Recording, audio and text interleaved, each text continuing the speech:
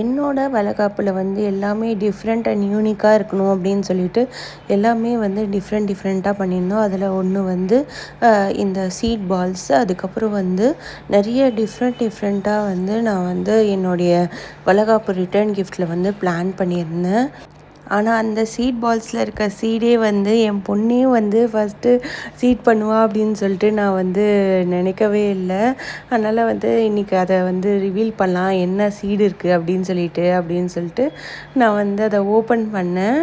அவள் கையால் இதை வைக்கலாம் அப்படின்னு சொல்லிட்டு நான் பிளான் பண்ணியிருந்தேன். அதே மாதிரி அதில் வந்து பம்கின் சீடு இருந்துச்சு.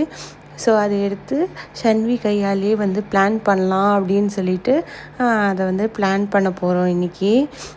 இப்போ வந்து ரீசன்ட் டேஸாக வந்து அவளுக்கு வந்து பிளான்ட்ஸு, அந்த லீவ்ஸு அது மேலெலாம் கொஞ்சம் இன்ட்ரெஸ்ட்டாக இருக்காள்.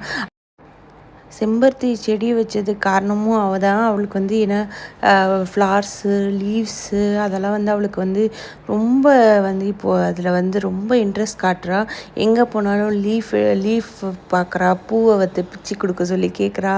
அதனால் வந்து அவளுக்கு அந்த மாதிரி இன்ட்ரெஸ்ட்டாக இருக்கனால சரி இந்த மாதிரி வந்து நம்ம அவளுக்கு வந்து ஏதாச்சும் ஒரு ஆக்டிவிட்டி பண்ணலாம் அப்படின்னு சொல்லிட்டு அந்த வளைகாப்பு வயிற்றுக்குள்ளே இருக்கும் போது அவள் வந்து அந்த சீட் பால்ஸை பார்த்தா இப்போ வெளியே வந்து அவள் வந்து இப்போ அந்த சீடியே வந்து பிளான் பண்ணால் ரொம்ப அழகாக பிளான் பண்ணிகிட்டு இருந்தா. அப்புறம் வீட்டில் வந்து ஒரு சீடு இருந்துச்சு. சரி அதையும் சேர்த்து வந்து பிளான் பண்ண சொல்லலாம் அப்படின்னு சொல்லிட்டு அவளுக்கு வந்து அதை ரெண்டுத்தையும் கொடுத்து சீடை வந்து பிளான் பண்ணிட்டோம். இது எப்படி வளருது அப்படின்னு சொல்லிட்டு நம்ம வந்து பார்க்கலாம். இந்த வீடியோ உங்களுக்கு பிடிச்சிருந்துச்சுன்னா லைக் பண்ணுங்கள், ஷேர் பண்ணுங்கள், சப்ஸ்கிரைப் பண்ணுங்கள். தேங்க்ஸ் ஃபார் வாட்சிங்.